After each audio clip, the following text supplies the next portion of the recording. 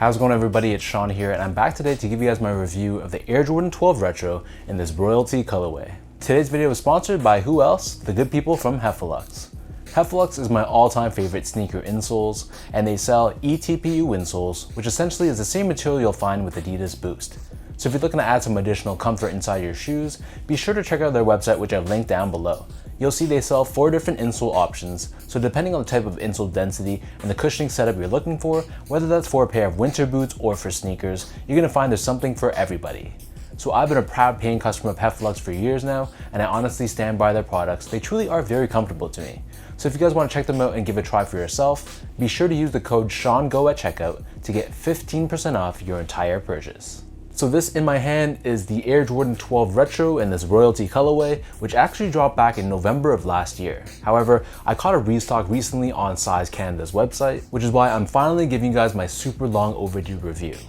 So this pair retailed for a price of $190 US or 245 Canadian dollars, and the colorway for this shoe is white, black, and metallic gold. So first things first, here's a quick look at the box. And just like most of your other Air Jordan 12s, this comes in this OG inspired box, which is constructed out of this brown colored cardboard on top. We have this Jumpman logo in the center, along with this red finish on the outer edges and black on the very bottom. And as for the shoes themselves, while this is technically a non-OG colorway, it's obviously heavily inspired by the OG Taxi 12s. However, this pair has some tweaks to it, which makes it a little bit different, but arguably it could be a little bit better depending on who you ask. So jumping straight into the details, the majority of the upper, this is constructed out of a very soft, tumbled white colored leather.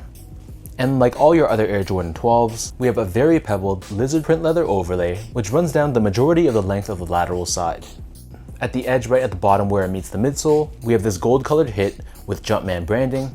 And as always on the medial side, we have the same leather overlay, but it's much shorter than the lateral side, and that metallic gold overlay on this side doesn't have any branding on it. Moving down to the second and the third eyelets, this is actually constructed out of plastic, but it's painted with this nice metallic gold finish. And in the middle we have the Jumpman logo. And then underneath this, we have this radial style stitching pattern. And you'll see that the back end of the shoe, this leather here is very soft to the touch, and you can see those natural leather grains when I run my fingers across this.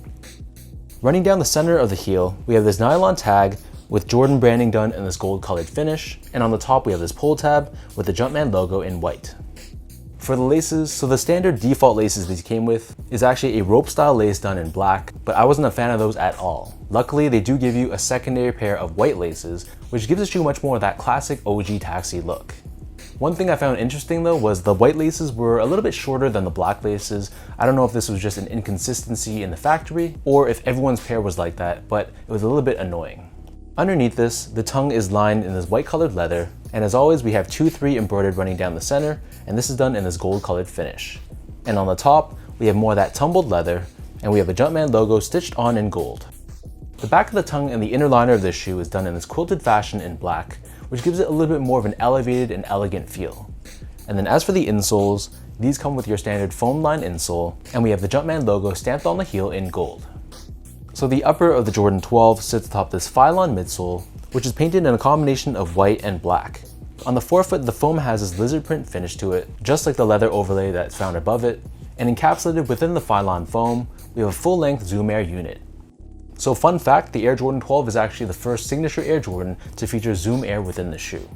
And then moving on, flipping the shoe over to the bottom, so the outsole here is constructed out of this black colored rubber. On the tip of the toe, we have the Jumpman logo and 23 done in this white colored finish. We have these herringbone style traction pods on the forefoot and the back heel. And in the middle, you can see the visible carbon fiber shank plate, which helps with torsional rigidity and midfoot support. So that breaks down the look and the construction of these royalty 12s. And for those wondering about sizing, to me these fit me generally like all my other Air Jordan 12s, so I feel like the Jordan 12 is a little bit more of a roomier shoe. When I grabbed these on Size website, I was only able to grab a size 9.5, which is technically a half size down from my true size. However, trying these on, they fit me well from a length perspective, but it was a little bit snug from a width perspective. So I feel like if you have narrow or normal width feet, you can probably go a half size down and it'll give you a very nice snug one-to-one fit. But if you have wider feet, or if you like more of a roomy feel and you're wearing thicker socks, for example, true to size will definitely work as well. So to me, while the 9.5 is a little bit snug width-wise, hopefully this leather will break in over time because the length of the shoe is perfect. Next up, in terms of the comfort, so the Jordan 12, first and foremost, it's a very heavy shoe. With that said though, it features full-length Zoom Air, and straight out of the box, you can feel the responsiveness of that Zoom Air right under your feet. However, if anything, the Jordan 12 is known to be an absolute tank. And because it's a tank, for sure you really need to break these in for them to feel a lot more comfortable. So to be honest, straight out of the box, I wouldn't say that the Jordan 12 is that comfortable. It feels kind of stiff all over and it's kind of clunky and heavy. But some of my older Jordan 12s, for example, the Flu Game or Bread 12s, those have been totally broken in. They form to my feet one-to-one, and I gotta say they're very comfortable. Finally, in terms of the overall quality and the craftsmanship, so first off, material quality, I thought it was pretty good. The leathers had a very nice soft feel to it, and while the black leathers felt much more stiff in hand, I really couldn't complain too much about the material quality. And similarly, from an overall build and craftsmanship standpoint, I really didn't notice any major flaws. So as far as a mass-produced Jordan Retro goes, I'd say that this was slightly above average.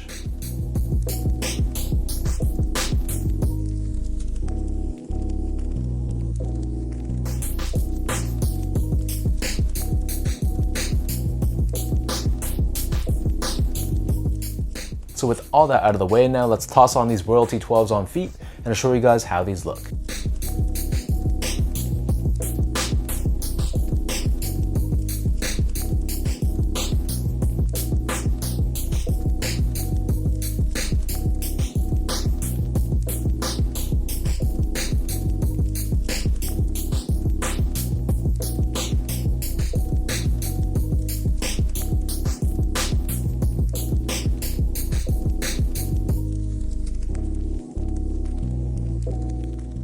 I know some people out there are purists to OG colorways, and anything that's not OG they automatically dismiss. But honestly, truth be told, I gotta say this colorway is super clean.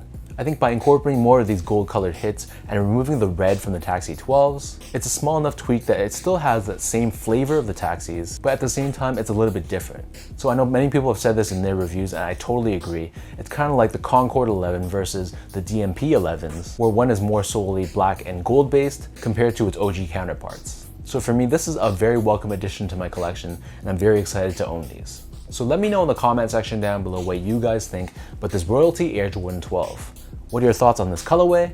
And I know these dropped back in November, but for anyone watching, did you guys manage to cop these on release date, or did you take an L?